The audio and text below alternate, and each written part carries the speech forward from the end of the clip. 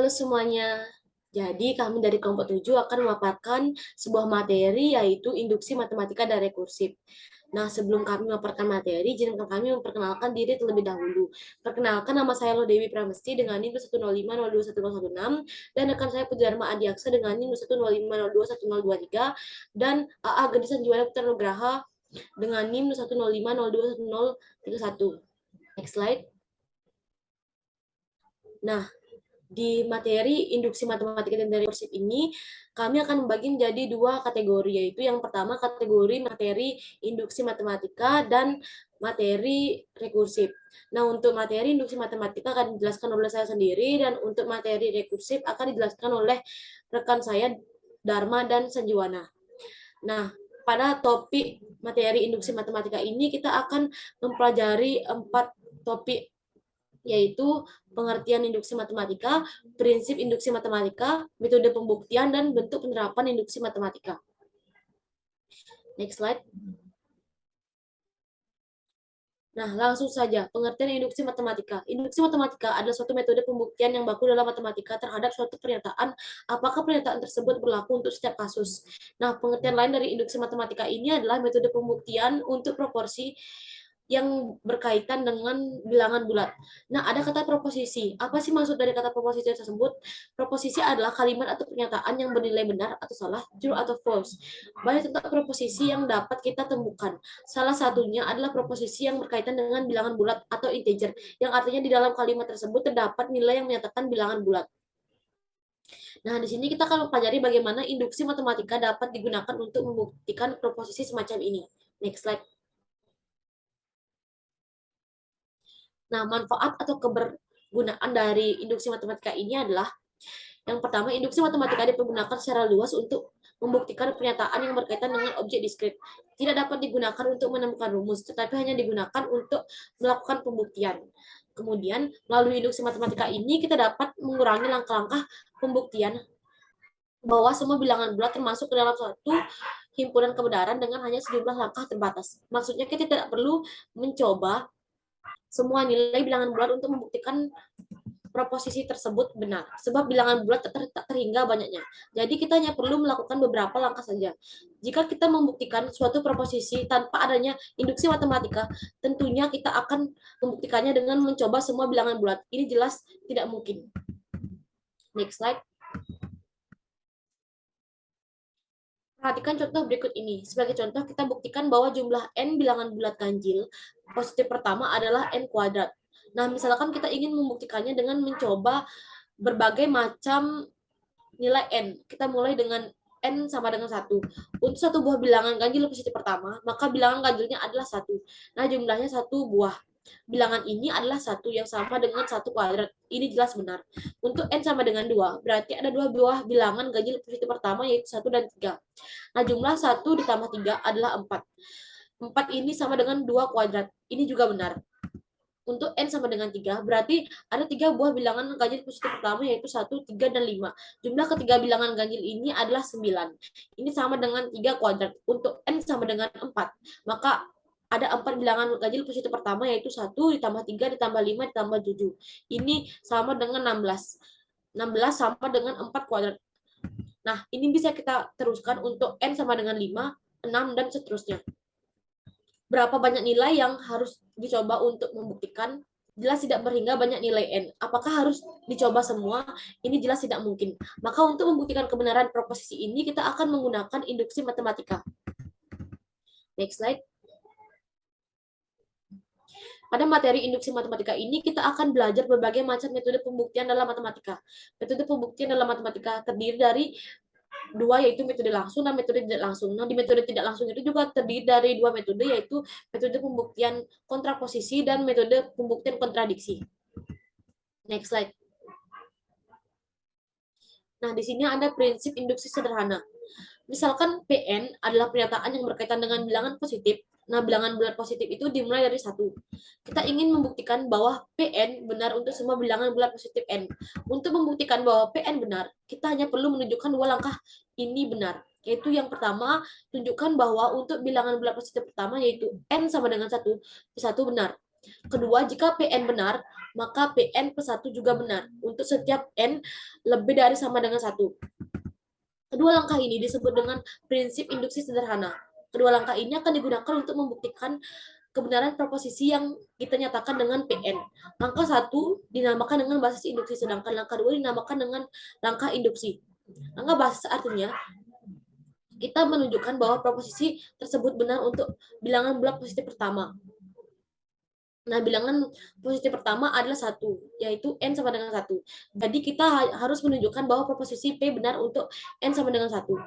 P1 benar. Sedangkan langkah induksi itu berbentuk implikasi yaitu jika maka. Nah, di dalam langkah induksi ini terdapat asumsi atau dugaan yang dianggap benar.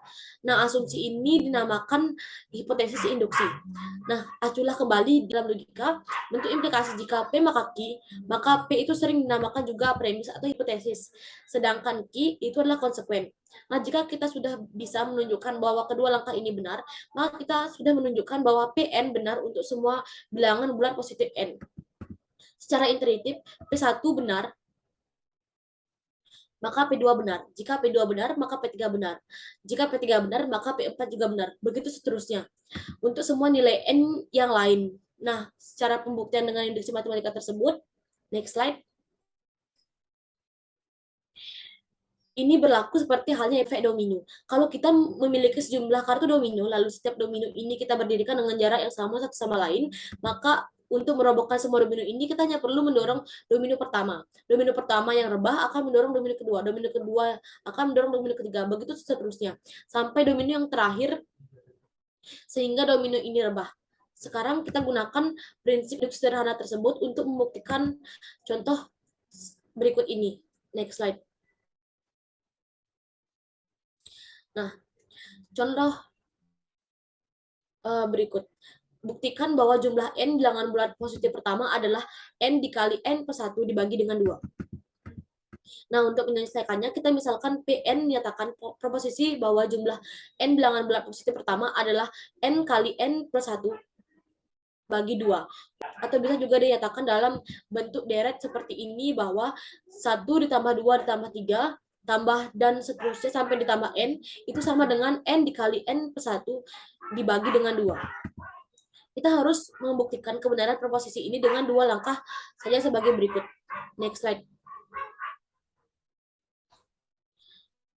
Pada langkah basis induksi, kita harus menunjukkan bahwa proposisi Pn ini benar untuk n sama dengan 1, yaitu basis bilangan bulat positif pertama. Nah, untuk n sama dengan 1 berarti deretnya hanya sampai 1 saja. 1 kemudian sama dengan di sini kita ganti n-nya dengan 1 dikali 1 ditambah 1 dibagi dengan 2. Yaitu 1 dikali 2 dibagi 2. 2 bagi 2 sama dengan 1. Jadi P1 sama dengan benar. Pada langkah induksi. Nah, kita misalkan bahwa Pn benar, yaitu kita asumsikan bahwa 1 ditambah 2 ditambah 3 ditambah dan seterusnya ditambah n sama dengan n dikali n ditambah 1 dibagi 2 adalah benar. Ini adalah hipotesis induksi yang kita gunakan. Nah, karena di dalam langkah induksi ini itu ada langkah yang menyatakan jika Pn benar, maka Pn plus 1 benar, maka kita harus memperlihatkan bahwa Pn plus 1 juga benar.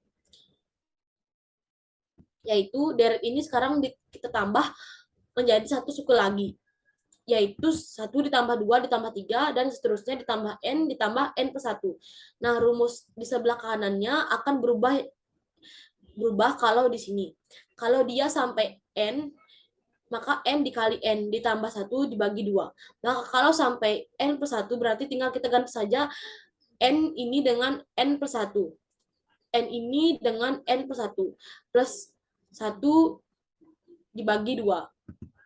Jadi kita harus menunjukkan bahwa untuk Pn plus 1, maka proposisi tersebut juga akan bernilai benar. Juga akan berbentuk seperti ini. Next slide.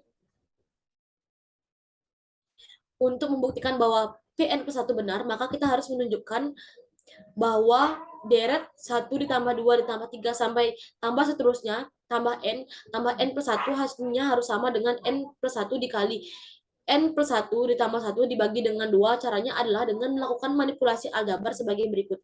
Deret ini kita akan pecah jadi dua bagian, yaitu yang bagian pertama adalah yang dalam tanda kurung ini, yaitu 1 ditambah 2 sampai ditambah N. Sedangkan bagian yang kedua adalah suku N plus 1.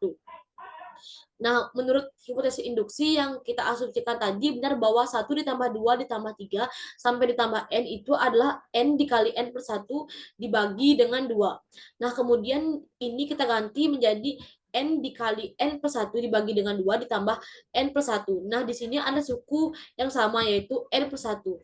N plus 1 ini bisa kita keluarkan. Keluarkan N plus 1. Kemudian N plus 1 ini dikali dengan N per 2 lalu ditambahkan dengan 1. Lalu kalau dikalikan lagi ini akan sama dengan ini. Kemudian N per 2 ditambah 1, kita samakan penyebutnya N per 2 ditambah 2 per 2. Atau N ditambah 2 dibagi dengan 2. Kemudian N ditambah 2 ini dapat kita manipulasi menjadi N ditambah 1 ditambah 1 karena jumlahnya juga sama dengan N ditambah 2. Nah, sehingga 1 ditambah 2 ditambah 3 sampai ditambah N ditambah 1 memang terbukti sama dengan N plus 1 dikali dengan N plus 1 ditambah 1 dibagi dengan 2. Karena langkah basis dan langkah induksi telah dibuktikan dengan benar, maka terbukti bahwa untuk semua bilangan bulat positif N jumlah N bilangan bulat positif pertama tersebut atau 1 ditambah 2 ditambah 3 sampai ditambah N itu sama dengan N dikali N plus 1 dibagi 2 adalah benar. Demikian pemaparan materi induksi. Untuk materi rekursif akan dijelaskan oleh rekan saya. Baik, terima kasih atas waktunya yang diberikan kepada saya. Di sini terdapat 4 topik materi rekursif, diantaranya pengertian rekursif, langkah-langkah rekursif, kelebihan dan kekurangan rekursif, dan contoh fungsi rekursif. Baik, di sini saya akan membahas 2 materi saja, yaitu pengertian rekursif dan langkah-langkah rekursif.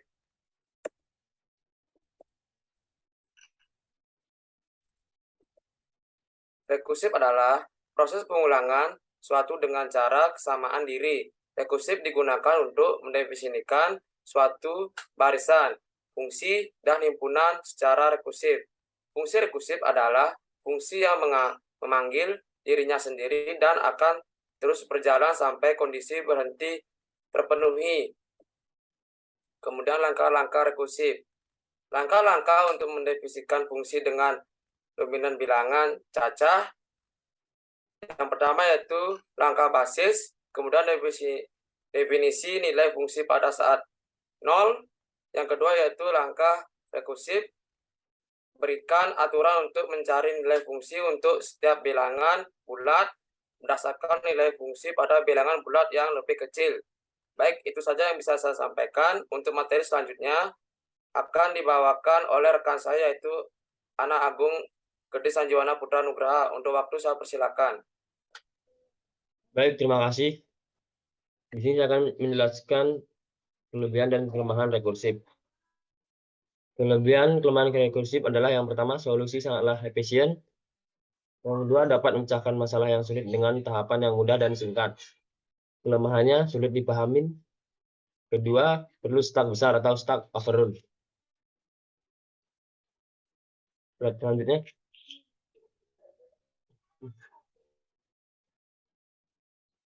contoh fungsi dan yang didefinisikan secara rekursif.